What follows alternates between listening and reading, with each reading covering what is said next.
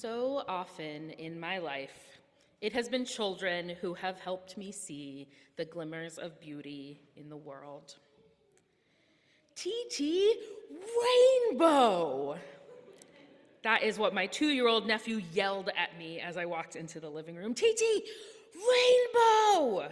And as he pointed, I saw it. The sunlight coming through those prism stickers on the windows so the birds don't fly into the window, and they fractured into rainbow patterns on the carpet under the table. Rainbow, I yelled back. And at first I thought he had just seen it and was telling me, look, I just found this. But I realized he already knew that it was there, maybe earlier that day, maybe from a different visit to his grandparents' house. But when I walked into the room, he wanted to make sure that I saw it too. TT Rainbow. He was telling me specifically, making sure that I was seeing this beautiful thing that he had seen. And I want to be very clear. The glimmers of beauty that children bring into my life aren't always these beautiful prisms bending into rainbows on the carpet.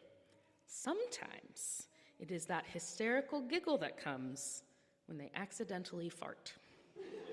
I'm not kidding. That unbounded joy, that reminder that we have bodies and those bodies do weird and silly things that surprise us, I need that beauty too.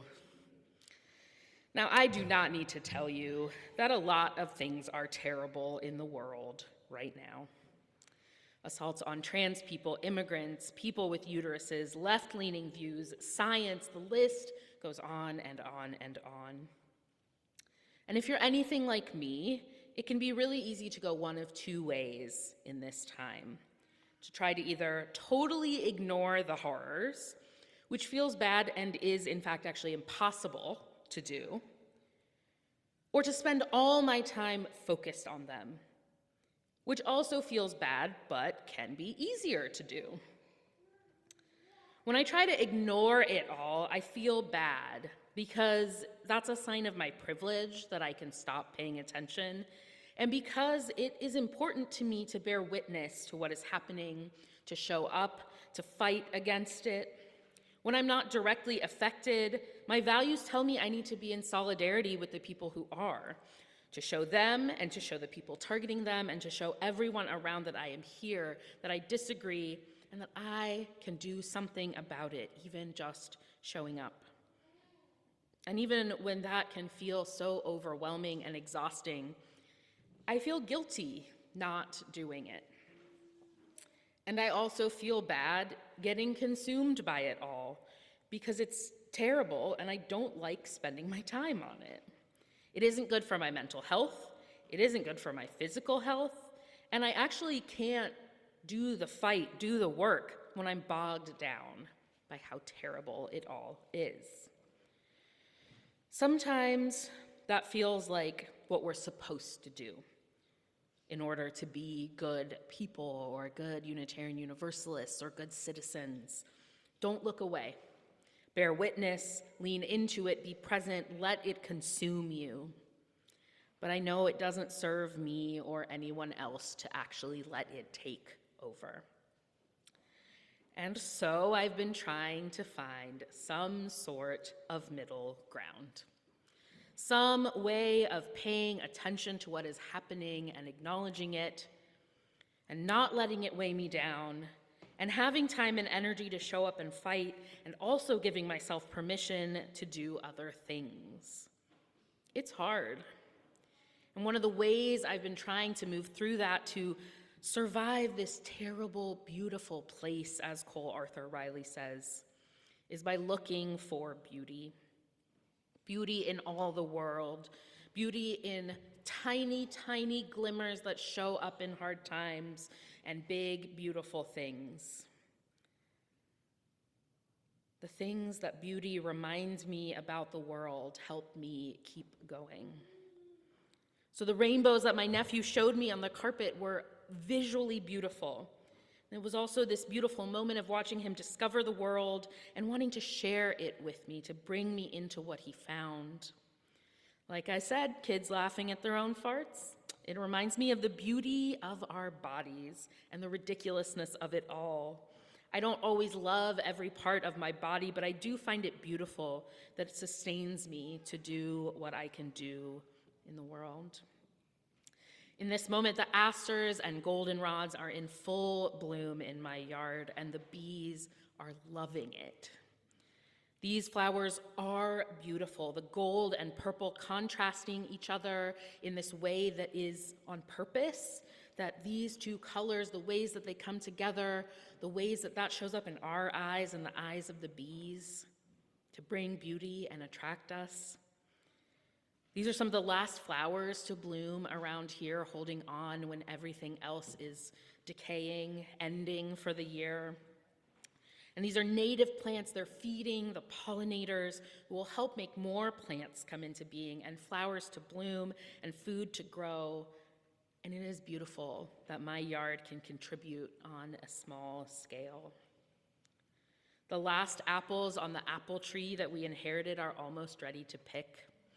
And this year, for the first time after 5 years, I looked up how you're supposed to take care of an apple tree. And it turns out in those clusters of 7 or 8 apples, you're supposed to prune almost all of them away. And so instead of letting the tree do what it did and harvesting the sour and small and green apples at the end of the season, I went in and pruned them earlier. And it turns out with just that little bit of care, the apples are these beautiful, reddish, pink, sweet, crisp apples. And isn't that a metaphor? Just a little work, just a little support, and they really thrived. And there is beauty in learning the stories of other people. Maybe the people who historically lived on this land, like Sarah shared with us earlier, or people who live far away who we get clips of through social media, our own ancestors or pen pals. It is real beauty to get to learn people's stories. It is scary out there.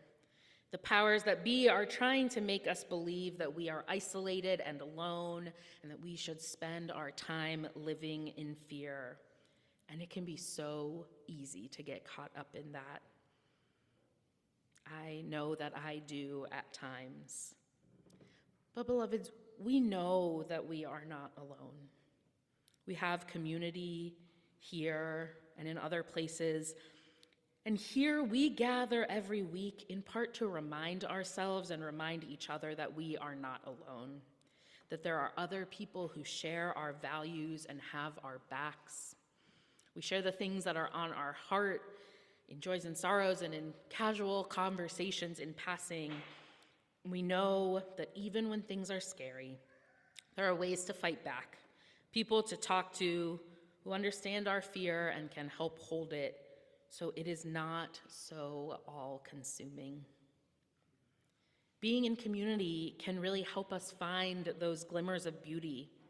When we can't always notice them, someone else can point them out, can show us the rainbow, or say, did you see that that plant is suddenly blooming? Someone can help bring them into focus, help us take that moment to pay attention. Community can help us amplify beauty when other people point us towards it and help us make our way there. Now, has anyone listened to the podcast Home Cooking? Oh my gosh, you have to. It's a podcast by chef and cookbook author Samin Nosrat, who's famous for her book Salt, Fat, Acid, Heat, which then was also a Netflix series. And the other person on the podcast is musician and podcaster Rishikesh Hirway, who's famous for the podcast Song Exploder, where he breaks down a song with the artist.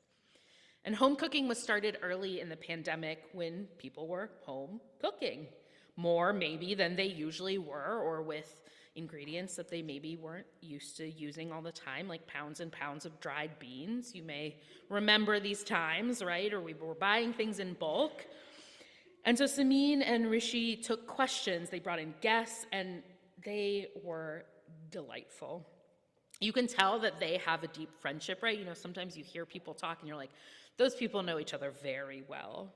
You can tell in the way that Samin both groans and giggles when Rishi makes a pun, or how Rishi kept good-naturedly reminding Samin about the banana bread she said she'd make him a few years ago and never did. She said, "Oh no, I made it. I just ate it and didn't give it to you." So the podcast was supposed to be a 4-part series, right? In this time of the pandemic, we all remember where it was going to be a few weeks where we were going to be home. So this 4-part series is on episode 23 right now.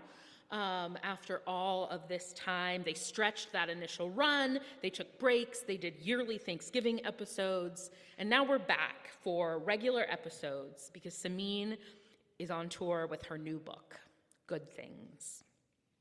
And I was lucky enough a few weeks ago to go with friends to a show on this book tour where Rishi joined Samin to talk about the book and to take questions. And it was exactly what I needed. 2 friends who have done this a lot, sitting on a stage and talking. Rishi asking Samin to read sections of her book, then following up with a segue from that section to a listener question. Samin being surprised and delighted by every question and going down deep, deep rabbit holes in her answers, telling us these stories about food in her own life and in the world, like, did you know that tacos al pastor come from the Middle Eastern Lebanese tradition of shawarma, of cooking meat on a stick? And when those people made their way to Mexico and they didn't have lamb, they used pork. And now we have tacos al pastor. These are the kinds of things you learn from Samin. And being in that auditorium full of people, laughing and every time someone said something interesting, sitting with friends who I haven't seen enough since they moved to Connecticut, listening to 2 brown children of immigrants talking about food and culture, that was the beauty that my soul needed. And it did it. In part, it fed my soul in this way because it didn't ignore the world. It didn't pretend only to talk about good things. Even Samin's cookbook, which is called Good Things, is not only uplifting and perfect. In this, the conversation I was at, Samin talked about capitalism and racism and white supremacy, about yearning as a child to be American. One of the recipes in her book is for yellow cake with chocolate frosting, because that's the cake she wanted as a kid for her birthday, not the beautiful Persian cakes her mom would make. She talks about the realities of working in the culinary world as a young brown woman, what that has been like over her life.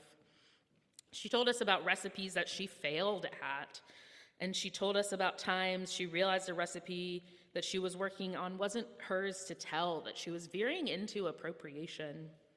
She didn't only talk about perfect things, she talked about real things, and that was part of the beauty. All I knew that I had in common with the people in that theater that day was liking Samin Nosrat. All I know about Samin is from interviews and her books and the podcast. I don't really know her.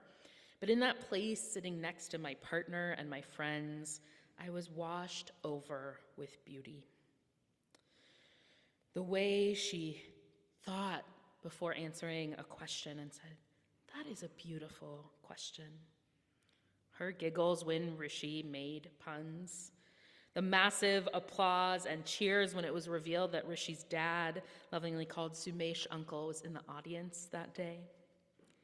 That beauty is echoing in my heart. So, beloveds, let us take moments to find beauty. Glimmers of it amidst it all, or in those moments when they happen, big, beautiful signs of beauty. Let us not ignore any of the world, not the hard parts, but also not the beautiful parts. Let us point the beauty out to each other amidst it all. Let us marvel in the bees and the rainbows and the farts and the giggles while we keep doing this work that we do of justice and love. We need the beauty to sustain us and to sustain each other in this hard, terrible, and beautiful world. May it be so, and amen.